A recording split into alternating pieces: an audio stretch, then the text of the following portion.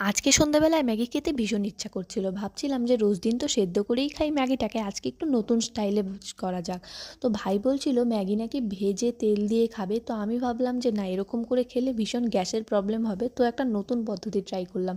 প্রথমেই কড়াটা গরম করে নিয়ে ওর মধ্যে সামান্য পরিমাণে সর্ষের তেল দিয়ে একটুখানি কুচনো পেঁয়াজ আর একটুখানি টমেটো কেচাপ আর তার মধ্যে ম্যাগির মশলাটা দিয়ে ভালো করে মশলাটাকে কষিয়ে নিয়ে এর মধ্যে কিন্তু জল দিয়ে দেবো। তারপর এই জলটাই একটুখানি ফুটে আসলে আমি কিন্তু এখানে এর মধ্যে ম্যাগিটা ছেড়ে দেব।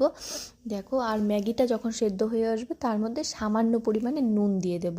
ব্যাস, জলটা শুকিয়ে আসলেই কিন্তু রেডি আমাদের ম্যাগি।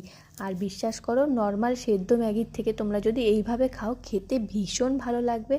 আর ভাজা করে খেলে তো ভীষণ গ্যাস হয়, তাই ভাবছি এখন থেকে এই পদ্ধতিটাই আমি ট্রাই করব। আর নামানোর সময় উপরে একটু কুচনো পেঁয়াজ, একটু টমেটো কেচাপ আর একটু ম্যাগি মশলাও দিয়ে নিতে পারো, আর চাইলে তোমরা ম্যাগির মশলাটা স্কিপও করতে পারো।